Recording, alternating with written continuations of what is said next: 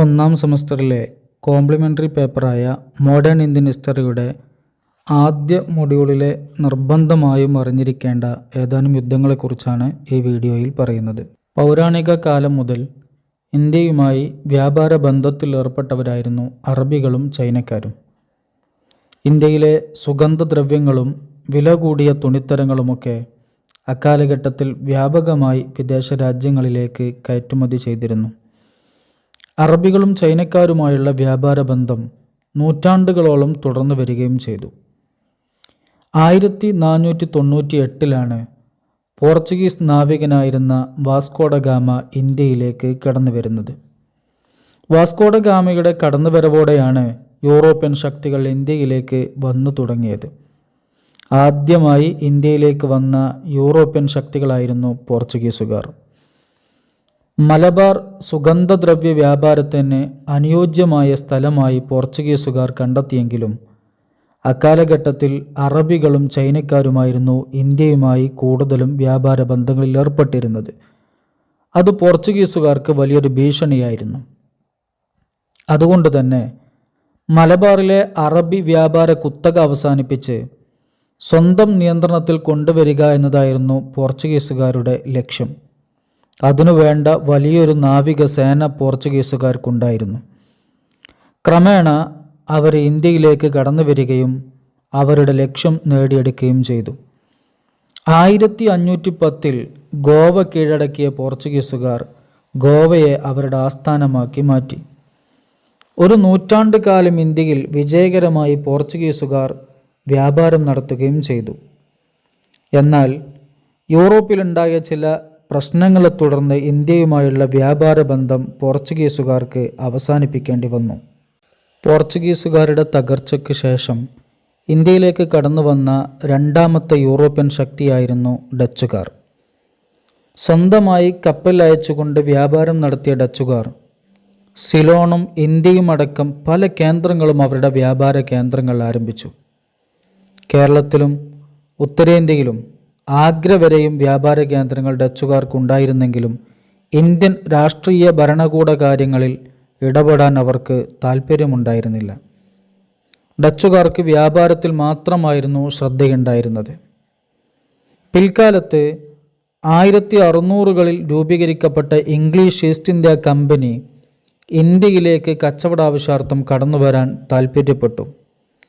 English East India company കാര്യമായി ദക്ഷിണേന്ത്യയുമായി ബന്ധപ്പെട്ടുകൊണ്ടുള്ള വ്യാപാര ബന്ധങ്ങൾക്കാണ് ആദ്യഘട്ടത്തിൽ തുടക്കം കുറിച്ചത്. അതിൻ്റെ പ്രധാന കാരണം ഇന്ത്യയിൽ സുഗന്ധദ്രവ്യങ്ങളും മറ്റും വൻതോതിൽ ലഭ്യമായിരുന്നത് ദക്ഷിണേന്ത്യയിൽ മാത്രമായിരുന്നു. ഇംഗ്ലീഷ് ഈസ്റ്റ് ഇന്ത്യ കമ്പനി ആദ്യമായി സൂറത്തിലേക്കാണ് വന്നത്. സൂറത്തിലെത്തിയ ഇംഗ്ലീഷ് ഈസ്റ്റ് ഇന്ത്യ കമ്പനി കച്ചവടത്തിനു വേണ്ടിയുള്ള അനുമതിക്ക് വേണ്ടി അന്നത്തെ മുഗൾ ചക്രവർത്തിയെ സമീപിച്ചു.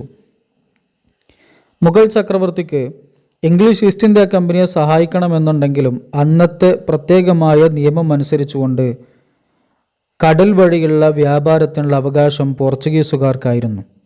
അതുകൊണ്ട് മുഗൾ ചക്രവർത്തിക്ക് ഇംഗ്ലീഷ് ഈസ്റ്റ് ഇന്ത്യ കമ്പനിക്ക് അനുമതി നൽകാൻ കഴിഞ്ഞില്ല. മുഗൾ ചക്രവർത്തിക്ക് താല്പര്യമുണ്ട്, പക്ഷെ അനുമതി നൽകാൻ കഴിഞ്ഞില്ല. 1607 മുതൽ 1611 വരെ ഇംഗ്ലീഷുകാരനായ ക്യാപ്റ്റൻ ഹോക്കിൻസ് ഇന്ത്യയുമായി വ്യാപാര ബന്ധം നടത്താൻ വേണ്ടി ഒരുപാട് ശ്രമങ്ങൾ നടത്തിയെങ്കിലും പോർച്ചുഗീസുകാർ ഒരു തടസ്സമായി നിന്നതുകൊണ്ട് വ്യാപാര ബന്ധം നടത്താൻ കഴിഞ്ഞില്ല. 1612 സൂററ്റ് അഴിമുഖത്ത് വെച്ച് ഇംഗ്ലീഷുകാരും പോർച്ചുഗീസുകാരും തമ്മിൽ ഏറ്റുമുട്ടിയതോടെയാണ് ഇംഗ്ലീഷ് ഈസ്റ്റ് ഇന്ത്യ കമ്പനിക്ക് ഇന്ത്യയുമായി വ്യാപാരം സ്ഥാപിക്കാനുള്ള അനുമതി മുഗൾ രാജാക്കന്മാർ നൽകിയത്. അതിൻ്റെ കാരണം സൂറത്ത് അഴിമുഖത്ത് വെച്ച് നടന്ന പോരാട്ടത്തിൽ ഇംഗ്ലീഷുകാർ പോർച്ചുഗീസുകാരെ പരാജയപ്പെടുത്തി. രാജ്യത്തേക്ക് കടന്നു വന്ന ഇംഗ്ലീഷ് ഈസ്റ്റ് ഇന്ത്യ കമ്പനി വലിയ സൈനിക ശക്തിയുള്ള കമ്പനിയാണെന്നും അവർക്ക് മറ്റു രാജ്യങ്ങളെ പരാജയപ്പെടുത്താനുള്ള കഴിവുണ്ടെന്നും മുഗൾ രാജാക്കന്മാർ മനസ്സിലാക്കിയതോടുകൂടെയാണ് ഇംഗ്ലീഷ് ഈസ്റ്റ് ഇന്ത്യ കമ്പനിക്ക് വ്യാപാര ബന്ധത്തിന് അനുമതി നൽകിയത്. പിന്നീട് അങ്ങോട്ട് ഇംഗ്ലീഷ് ഈസ്റ്റ് ഇന്ത്യ കമ്പനി കച്ചവട കാര്യങ്ങൾ ശ്രദ്ധിക്കുകയും വലിയ പുരോഗതി കൈവരിക്കുകയും ചെയ്തു.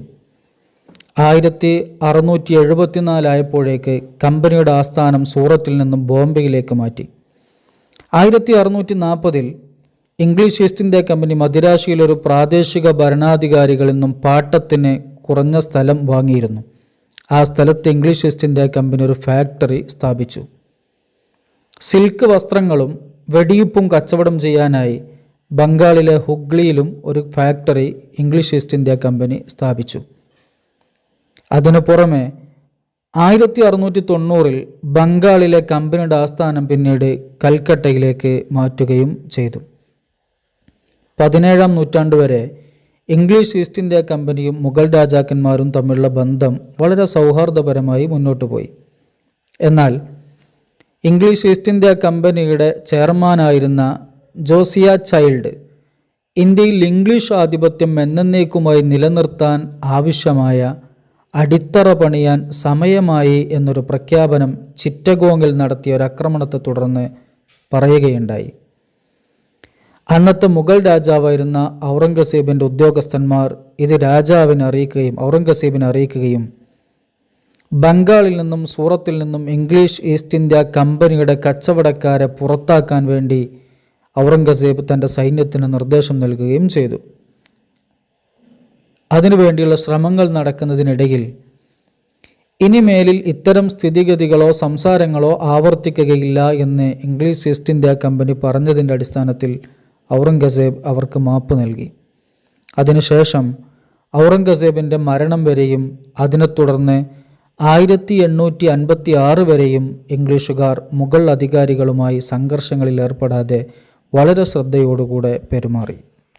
പോർച്ചുഗീസുകാർക്കും ഡച്ചുകാർക്കും ഇംഗ്ലീഷുകാർക്കും ശേഷം ഇന്ത്യയിൽ എത്തിച്ചേർന്ന മറ്റൊരു യൂറോപ്യൻ കമ്പനിയായിരുന്നു ഫ്രഞ്ച് ഈസ്റ്റ് ഇന്ത്യ കമ്പനി. 1664 രൂപീകരിക്കപ്പെട്ട French East India company French ഗവൺമെൻറ്റിൻ്റെ നേരിട്ടുള്ള നിയന്ത്രണത്തിലായിരുന്നു. ഇന്ത്യയിൽ എത്തിച്ചേർന്ന ഫ്രഞ്ച് കമ്പനി 1667 അവരുടെ ആദ്യത്തെ ഫാക്ടറി സൂറത്തിൽ സ്ഥാപിച്ചു. പിന്നീട് കൽക്കട്ടയുടെ അടുത്തുള്ള ചന്ദ്രനഗറിലും പോണ്ടിച്ചേരിയിലും മസൂലി പട്ടണത്തും ഫ്രഞ്ച് ഫാക്ടറികൾ സ്ഥാപിച്ചു. അതിനു പുറമെ രാജ്യത്തിൻ്റെ വിവിധ ഭാഗങ്ങളിലായി കച്ചവട കേന്ദ്രങ്ങളും അവർ സ്ഥാപിച്ചു. കേരളത്തിൽ മാഹി അടക്കമുള്ള പ്രദേശങ്ങളിൽ ഫ്രഞ്ചുകാരുടെ കച്ചവട കേന്ദ്രങ്ങൾ ഉണ്ടായിരുന്നു. എന്നാൽ ഫ്രാൻസിലെ ഗവൺമെൻറ്റിൻ്റെ നേരിട്ടുള്ള നിയന്ത്രണത്തിലായിരുന്നതുകൊണ്ട് ആ രാജ്യത്തുണ്ടാകുന്ന രാഷ്ട്രീയപരമായ കാരണങ്ങളും അവിടുത്തെ ഭരണകൂടത്തിൻ്റെ അനവസരങ്ങളിലെ ഇടപെടലുകളുമൊക്കെ ഫ്രഞ്ച് ഈസ്റ്റ് ഇന്ത്യ കമ്പനിക്ക് ഇന്ത്യയിൽ പിടിച്ചു നിൽക്കാൻ കഴിഞ്ഞില്ല. ഈ പാഠഭാഗത്തിലെ വളരെ പ്രധാനപ്പെട്ടൊരു ഭാഗമാണ് കർണാട്ടിക് യുദ്ധങ്ങൾ. ഇന്ത്യയിൽ ബ്രിട്ടീഷ് ആധിപത്യത്തിൻ്റെ തുടക്കം കർണാട്ടിക് യുദ്ധങ്ങളിലൂടെയായിരുന്നു. 18-ാം നൂറ്റാണ്ടിലെ ഇന്ത്യയിലെ സാഹചര്യം പ്രാദേശിക ഭരണകൂടങ്ങൾ ഒരുപാട് ഉയർന്നു വന്ന ഒരു സ്ഥിതിയായിരുന്നു. അതുവരെ മുഗൾ രാജാക്കന്മാരുടെ കീഴിൽ ഒരു കേന്ദ്രീകൃത ഭരണവ്യവസ്ഥ നിലനിന്നിരുന്നു. പക്ഷേ 18-ാം നൂറ്റാണ്ടായപ്പോഴേക്ക് ഒരുപാട് പ്രാദേശിക ഭരണകൂടങ്ങൾ എന്ന് പറഞ്ഞാൽ നാട്ടുരാജ്യങ്ങൾ ഒരുപാട് ഉയർന്നു വന്നു. ഈ നാട്ടുരാജ്യങ്ങൾ തൊട്ടപ്പുറത്തുള്ള ശത്രു രാജ്യത്തെ തകർക്കുന്നതിന് വേണ്ടി ഏത് വിദേശ ശക്തിയോടും കൂട്ടുകൂടാൻ തയ്യാറായി. ഇന്ത്യയിലെ ഈ സാഹചര്യത്തെ സമർത്ഥമായി ചൂഷണം ചെയ്തുകൊണ്ടാണ് ഇംഗ്ലീഷ് ഈസ്റ്റ് ഇന്ത്യ കമ്പനിയും ഫ്രഞ്ച് കമ്പനിയും ഇന്ത്യയിൽ അധികാരം സ്ഥാപിക്കുന്നതിന് വേണ്ടി പരസ്പരം മത്സരിച്ചത്. ഇംഗ്ലീഷുകാരെ പരാജയപ്പെടുത്തി ഇന്ത്യയിലുടനീളം ആധിപത്യം സ്ഥാപിക്കുക, കച്ചവട ബന്ധങ്ങൾ സ്ഥാപിക്കുക, ഫാക്ടറികൾ സ്ഥാപിക്കുക എന്നതായിരുന്നു ഇന്ത്യയിലെ അന്നത്തെ ഫ്രഞ്ച് ഗവർണറായിരുന്ന ഡ്യൂപ്ലയുടെ ലക്ഷ്യം. അതിനുവേണ്ടി ഇന്ത്യയിലെ നാട്ടുരാജാക്കന്മാരുടെ സഹായം തേടുന്നതിനായി അദ്ദേഹം നാട്ടുരാജ്യങ്ങളുടെ ആഭ്യന്തര കാര്യങ്ങളിൽ ഇടപെടാൻ തുടങ്ങി. വ്യാപാര സാമ്പത്തിക നേട്ടങ്ങൾക്കു വേണ്ടി ഡ്യൂപ്ലെ ഒരു നാട്ടുരാജാവിനെതിരെ മറ്റൊരു നാട്ടുരാജാവുമായി സഖ്യം രൂപീകരിക്കാൻ ആരംഭിച്ചു. ഒരു നാട്ടുരാജാവിനെ തൊട്ടപ്പുറത്തുള്ള നാട്ടുരാജാവിൻ്റെ ശത്രുവാക്കി മാറ്റി ഒരു നാട്ടുരാജ്യത്തിനോട് സഖ്യം രൂപീകരിക്കുന്ന രീതി ഡ്യൂപ്ലെ ആരംഭിച്ചു. പതിയെ അദ്ദേഹത്തിൻ്റെ സൈന്യത്തെ അദ്ദേഹം നാട്ടുരാജ്യങ്ങൾക്ക് വേണ്ടി ഉപയോഗപ്പെടുത്താൻ തുടങ്ങി. കാരണം ഈ നാട്ടുരാജ്യങ്ങൾ പരസ്പരം യുദ്ധമുണ്ടാകുന്ന സമയത്ത് ഡ്യൂപ്ലെ തൻ്റെ ഫ്രഞ്ച് സൈന്യത്തെ അവരോട് സഹകരിക്കുന്ന നാട്ടുരാജ്യങ്ങൾക്ക് വേണ്ടി ഉപയോഗപ്പെടുത്താൻ തുടങ്ങി. ഡ്യൂപ്ലെ പ്രധാനമായും ലക്ഷ്യം വെച്ചിരുന്നത് കർണാട്ടിക് പ്രദേശങ്ങളെയായിരുന്നു. 1742 യൂറോപ്പിൽ ഫ്രാൻസും ഇംഗ്ലണ്ടും തമ്മിൽ നടന്ന യുദ്ധത്തിൻ്റെ ഭാഗമായാണ് ഇന്ത്യയിൽ ആംഗ്ലോ ഫ്രഞ്ച് സംഘർഷം തുടങ്ങിയത്. ഇംഗ്ലീഷുകാരും ഫ്രഞ്ചുകാരും തമ്മിൽ സംഘർഷം തുടങ്ങിയത്. അതിൻ്റെ ഭാഗമായി 1742 ഫ്രഞ്ച് സൈന്യം ഇംഗ്ലീഷുകാരുടെ കീഴിലുണ്ടായിരുന്ന മദ്രാസ് പിടിച്ചെടുത്തു. അന്നത്തെ മദ്രാസ് കർണാട്ടിക് പ്രദേശത്തിൻ്റെ ഭാഗമായിരുന്നു. അതുകൊണ്ട് ഫ്രഞ്ചുകാർ പിടിച്ചെടുത്ത മദ്രാസ് തിരിച്ചു പിടിക്കാൻ വേണ്ടി English East India company Carnatic Nawab എന്ന് പറഞ്ഞാൽ കർണാട്ടിക്കിലെ ഭരണാധികാരിയുടെ സഹായം ആവശ്യപ്പെട്ടു. കർണാട്ടിക് നവാബ് ഫ്രഞ്ചുകാർക്കെതിരെ യുദ്ധം പ്രഖ്യാപിച്ചു.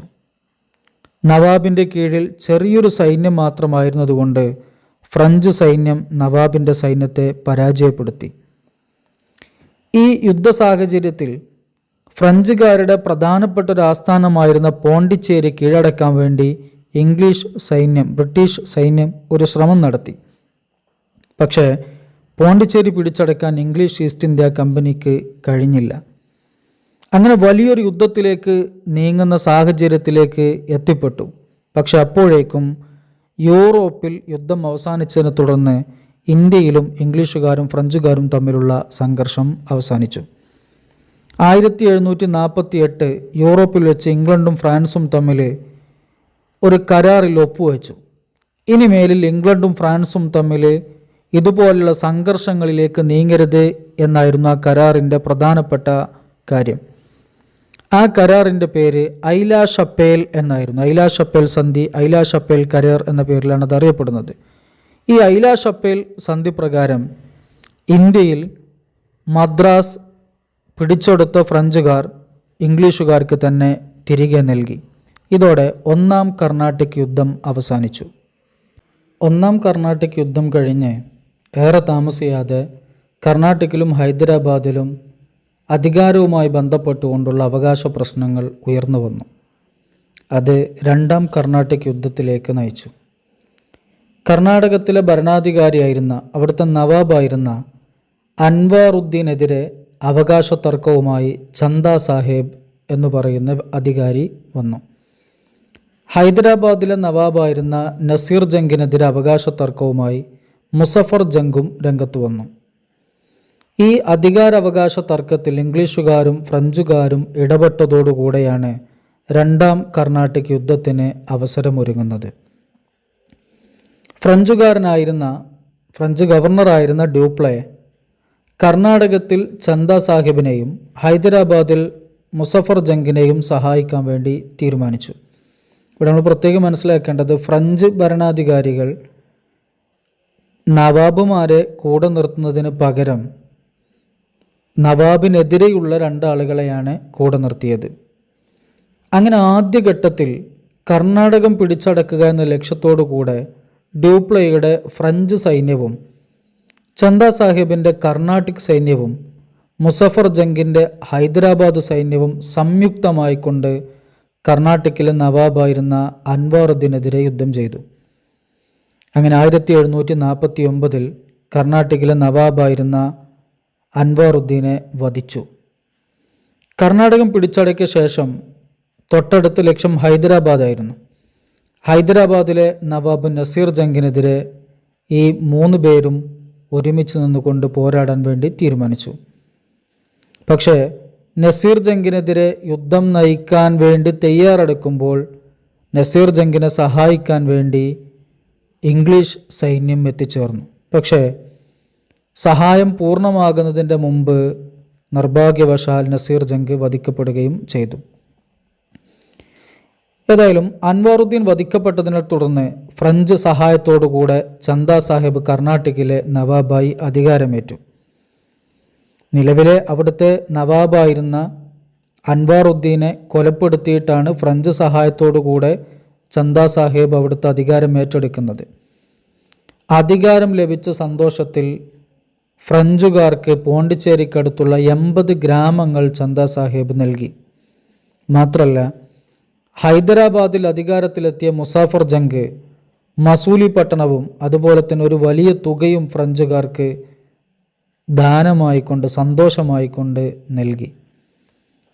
പക്ഷേ മുസഫർ ജംഗിന് അധിക കാലം അധികാരത്തിൽ തുടരാൻ കഴിഞ്ഞില്ല. അദ്ദേഹം ഒരു അപകടത്തിൽ മരണപ്പെട്ടു. തുടർന്ന് അദ്ദേഹത്തിൻ്റെ ബന്ധുവായ സലാബത്ത് ജംഗിനെ ഫ്രഞ്ചുകാർ നവാബായി നിയോഗിച്ചു.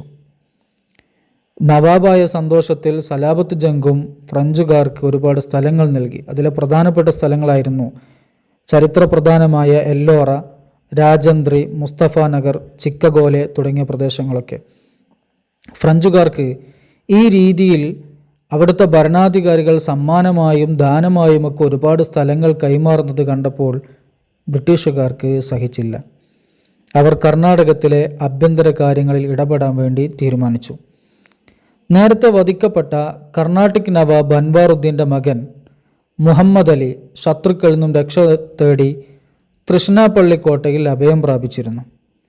മുഹമ്മദ് അലിയെ പിടികൂടി വധിക്കാൻ വേണ്ടി ഫ്രഞ്ചുകാരുടെ സഹായത്തോടുകൂടെ കർണാടക സൈന്യം തൃശ്ശിനാപ്പള്ളിയിലെത്തിയപ്പോൾ ഇംഗ്ലീഷുകാർ അലിയുടെ സഹായത്തിനെത്തുകയും ഫ്രഞ്ച് കർണാടക സൈന്യത്തെ പരാജയപ്പെടുത്തുകയും ചെയ്തു. ഇതിനിടയിൽ റോബർട്ട് ക്ലൈവിൻ്റെ നേതൃത്വത്തിൽ ഒരു ശക്തമായ ഇംഗ്ലീഷ് സൈന്യം കർണാട്ടിക്കിൻ്റെ തലസ്ഥാനം പിടിച്ചടക്കി. അഥവാ ചന്ദാ സാഹിബ് ഭരണം നടത്തുന്ന കർണാട്ടിക്കിൻ്റെ തലസ്ഥാനം പിടിച്ചടക്കിയെന്ന് മാത്രമല്ല, നവാബായിരുന്ന ചന്ദാ സാഹിബിനെ വധിക്കുകയും ചെയ്തു. ആ സമയത്ത് സഹായത്തിന് വന്ന ഫ്രഞ്ച് സൈന്യത്തെ ബ്രിട്ടീഷ് സൈന്യം പരാജയപ്പെടുത്തുകയും ചെയ്തു. നിരവധി തവണ ഫ്രഞ്ചുകാരും ഇംഗ്ലീഷുകാരും തമ്മിൽ ഏറ്റുമുട്ടിയെങ്കിലും ഫ്രഞ്ചുകാർക്ക് വിജയിക്കാൻ കഴിഞ്ഞില്ല. പിടിച്ചു നിൽക്കാൻ കഴിയില്ലെന്ന് മനസ്സിലാക്കിയതോടുകൂടെ ഫ്രാൻസുകാർ ഇംഗ്ലീഷുകാരോട് ഒരു സമവായ ചർച്ച, അനുരഞ്ജന ചർച്ച നടത്തി. ഫ്രഞ്ച് ഭരണാധികാരിയായിരുന്ന ഡ്യൂപ്ലേയെ ഫ്രാൻസിലേക്ക് തിരിച്ചു വിളിച്ചു. ഇന്ത്യയിൽ കാര്യമായ രീതിയിൽ വിജയിക്കാൻ കഴിയുന്നില്ല എന്ന് കണ്ടപ്പോഴാണ് ഡ്യൂപ്ലേയെ ഫ്രഞ്ച് ഭരണാധികാരികൾ തിരിച്ചു വിളിച്ചത്. ഇതോടെ 1854 രണ്ടാം കർണാട്ടിക് യുദ്ധം അവസാനിച്ചു. മൂന്നാം കർണാട്ടിക് യുദ്ധം അത്ര തന്നെ പ്രാധാന്യമുള്ളതല്ലെങ്കിലും മനസ്സിലാക്കി വെക്കുന്നത് നല്ലതാണ്. 1754 രണ്ടാം കർണാട്ടിക് യുദ്ധം അവസാനിച്ചെങ്കിലും ഇംഗ്ലീഷുകാരും ഫ്രഞ്ചുകാരും തമ്മിലുള്ള ഐക്യം കൂടുതൽ കാലം നിലനിന്നില്ല. 1756 ഫ്രഞ്ച് പ്രദേശമായ ബംഗാളിലെ ചന്ദ്രനഗർ ഇംഗ്ലീഷുകാർ പിടിച്ചെടുത്തതോടെയാണ് മൂന്നാം കർണാട്ടിക് യുദ്ധത്തിന് ആരംഭം കുറിക്കുന്നത്. 1763 മൂന്നാം കർണാട്ടിക് യുദ്ധം അവസാനിക്കുകയും ചെയ്തു. 3 കർണാട്ടിക് യുദ്ധങ്ങളുടെ ഫലമായി ഇന്ത്യയിലെ ഫ്രഞ്ച് അധീന പ്രദേശങ്ങളെല്ലാം അവർക്ക് നഷ്ടമായി. അതേസമയം 3 കർണാട്ടിക് യുദ്ധങ്ങൾക്ക് ശേഷം ഒരു രാജ്യത്തിൻ്റെയും ഭീഷണിയില്ലാതെ ഇന്ത്യയിൽ ആധിപത്യം സ്ഥാപിക്കാൻ ബ്രിട്ടീഷുകാർക്ക് കഴിഞ്ഞു. ഇന്ത്യയിൽ ബ്രിട്ടീഷുകാരുടെ അധിനിവേശം യാഥാർത്ഥ്യമാക്കിയത് കർണാട്ടിക് യുദ്ധങ്ങളാണ്.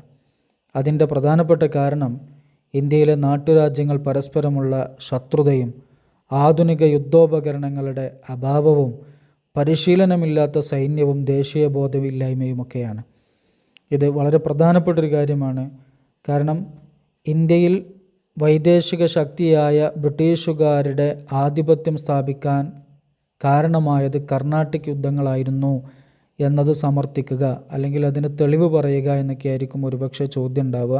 അതുകൊണ്ട് കർണാട്ടിക് യുദ്ധം വളരെ പ്രധാനപ്പെട്ടതാണ്, മനസ്സിലാക്കി വെക്കണം. രണ്ടാമത്തെ യുദ്ധമാണ് പ്ലാസി യുദ്ധം. പ്ലാസി യുദ്ധത്തോടു കൂടെയാണ് ബ്രിട്ടീഷുകാർ ഇന്ത്യയിൽ രാഷ്ട്രീയ അധികാരത്തിന് തുടക്കം കുറിക്കുന്നത്.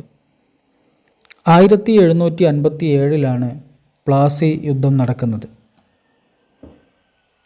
കസ്റ്റംസ് നികുതി അടക്കാതെ കച്ചവടം നടത്താൻ മുഗൾ ചക്രവർത്തി ഇംഗ്ലീഷ് ഈസ്റ്റ് ഇന്ത്യ കമ്പനിക്ക് അനുമതി നൽകിയിരുന്നു. എന്നാൽ ഈ നിയമം ഉപയോഗപ്പെടുത്തി കമ്പനിയിലെ ഉദ്യോഗസ്ഥന്മാർ വ്യക്തിപരമായി വ്യാപാരം നടത്തുകയും വലിയ തോതിൽ ലാഭം നേടുകയും ചെയ്തു. 1740 ബംഗാളിലെ നവാബായി അധികാരം ഏറ്റെടുത്ത അലി വർദി ഖാൻ ഉദ്യോഗസ്ഥന്മാർ നടത്തുന്ന ഈ സ്വകാര്യ വ്യാപാരത്തിന് നിയന്ത്രണങ്ങൾ ഏർപ്പെടുത്താൻ വേണ്ടി തീരുമാനിച്ചു. ഇത് കമ്പനിയിലെ ഉദ്യോഗസ്ഥന്മാരെ അലോസരപ്പെടുത്തി. കാരണം വലിയൊരു സാമ്പത്തിക ലാഭമാണ് അവർക്ക് നഷ്ടപ്പെട്ടു പോകുന്നത്. കമ്പനി ഉദ്യോഗസ്ഥന്മാർക്ക് നവാബിനോട് ശത്രുതയായി. എന്നാൽ അതൊരു പരസ്യമായ യുദ്ധത്തിലേക്കോ പ്രതിഷേധങ്ങളിലേക്കോ നീങ്ങിയിരുന്നില്ല. 1756 സിറാജുദ്ദൗള ബംഗാളിലെ പുതിയ നവാബായി അധികാരമേൽക്കുകയും കമ്പനിയിലെ ഉദ്യോഗസ്ഥന്മാരുടെ സ്വകാര്യ വ്യാപാരത്തിന് കർശനമായ നിയന്ത്രണങ്ങൾ ഏർപ്പെടുത്തുകയും ചെയ്തു. ഇതിന് പ്രതികാരമായിക്കൊണ്ട് ഇംഗ്ലീഷ് ഈസ്റ്റ് ഇന്ത്യ കമ്പനി കൽക്കട്ടയിലേക്ക് ഇറക്കുമതി ചെയ്യുന്ന സാധനങ്ങൾക്ക് അതുവരെ നികുതി ഏർപ്പെടുത്തിയിട്ടുണ്ടായിരുന്നില്ല. പക്ഷേ സിറാജുദ്ദൗള ഈ നിയമം കർശനമാക്കിയപ്പോൾ കൽക്കട്ടയിലേക്ക് ഇറക്കുന്ന സാധനങ്ങൾക്ക് നികുതി ഏർപ്പെടുത്താൻ തുടങ്ങി.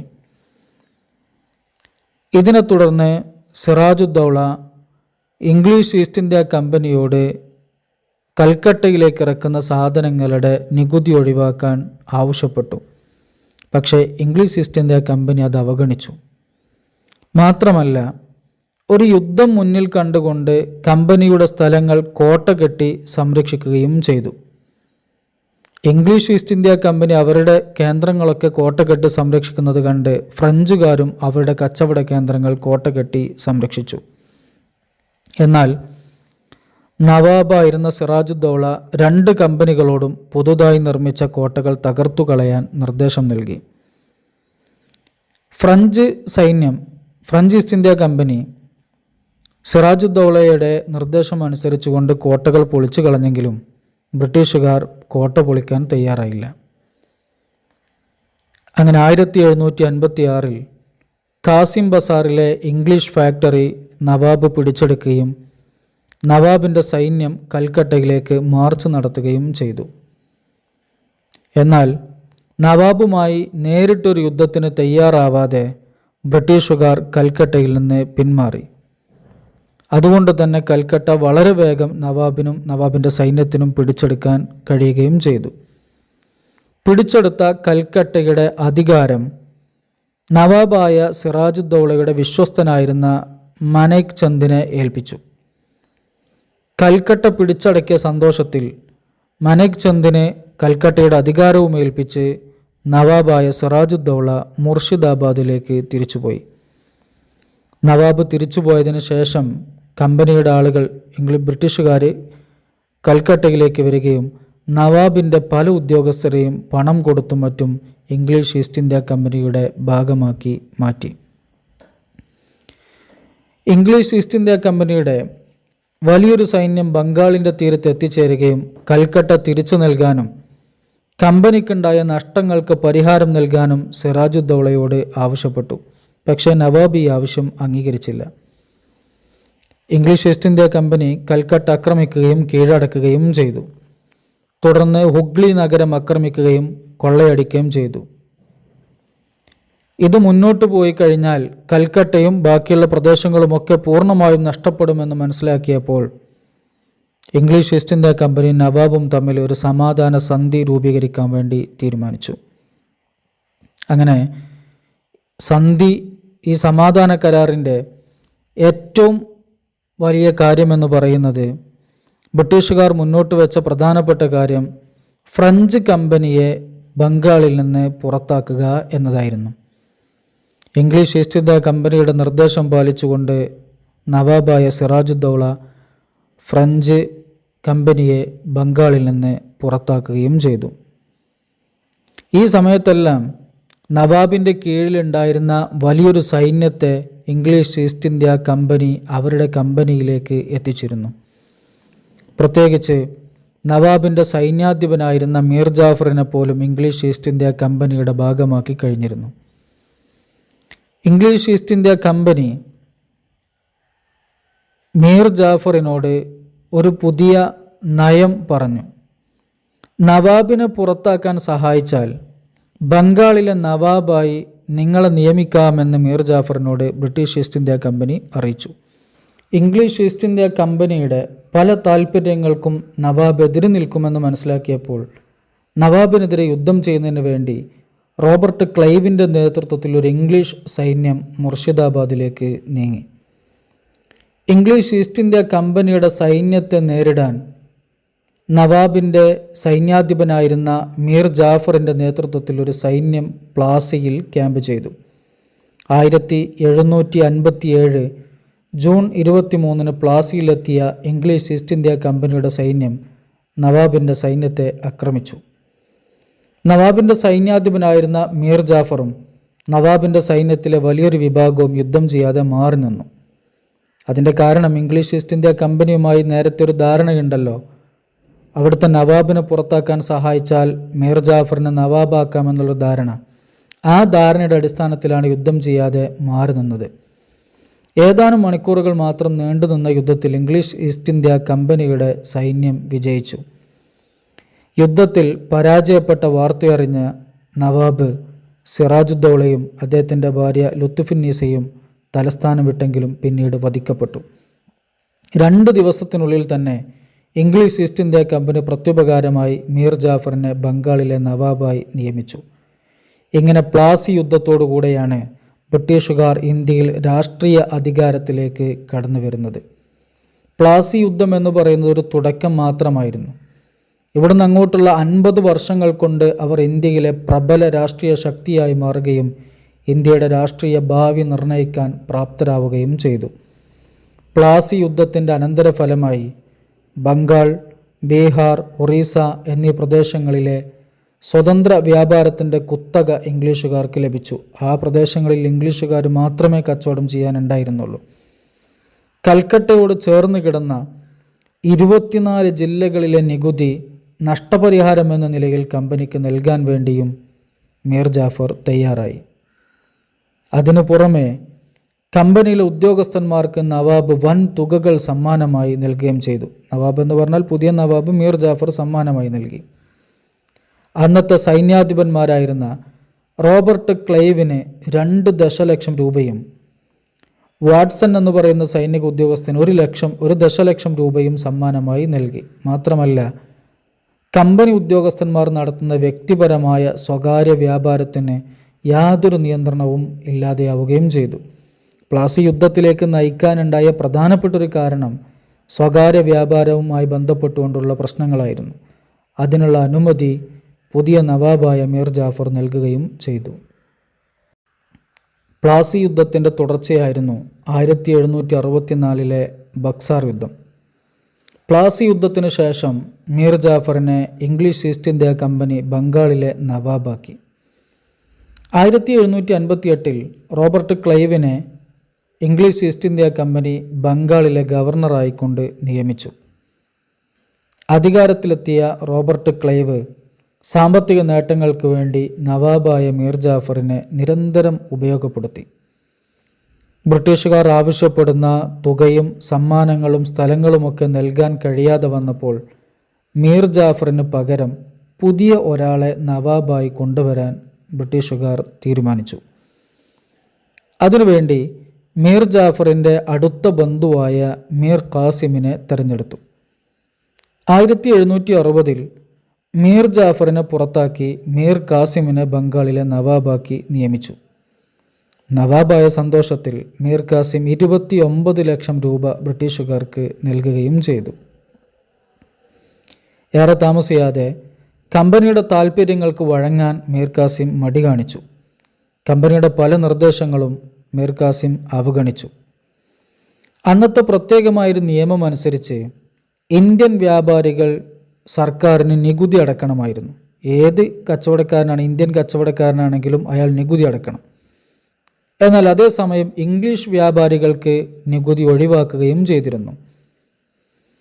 മീർ ഖാസിം അധികാരത്തിൽ വന്ന ശേഷം ഇന്ത്യക്കാർ അടക്കം എല്ലാ വ്യാപാരികളുടെയും നികുതി ഒഴിവാക്കി. ഇന്ത്യൻ ഇംഗ്ലീഷ് വ്യാപാരികളെ ഒരുപോലെ കാണുന്ന പുതിയ നിയമം പിൻവലിക്കണം എന്ന് ബ്രിട്ടീഷുകാർ നവാബായ മീർ ഖാസിമിനോട് ആവശ്യപ്പെട്ടു. പക്ഷെ മീർ ഖാസിം അതിന് തയ്യാറായില്ല. ഇതിനെതിരെ നവാബിനെതിരെ യുദ്ധം ചെയ്യാൻ വേണ്ടി ബ്രിട്ടീഷുകാർ തീരുമാനിച്ചു. വിവിധ സ്ഥലങ്ങളിൽ യുദ്ധങ്ങൾ നടക്കുകയും നവാബിൻ്റെ സൈന്യം പരാജയപ്പെടുകയും ചെയ്തു. പരാജയപ്പെട്ടതോടുകൂടെ നവാബായിരുന്ന മീർ ഖാസിം ബംഗാളിൽ നിന്നും പട്നയിലേക്കും അവിടെ നിന്ന് അവധിലേക്കും രക്ഷപ്പെട്ടു. പക്ഷേ അവധിലെത്തിയ മീർ ഖാസിം ഇംഗ്ലീഷുകാരെ ഇന്ത്യയിൽ നിന്ന് പുറത്താക്കാൻ അവധിലെ നവാബിൻ്റെ സഹായം ആവശ്യപ്പെട്ടു. കൂടെ അന്നത്തെ മുഗൾ ചക്രവർത്തിയായ ഷാ ആലം രണ്ടാമനും അവരോടൊപ്പം ചേർന്നു.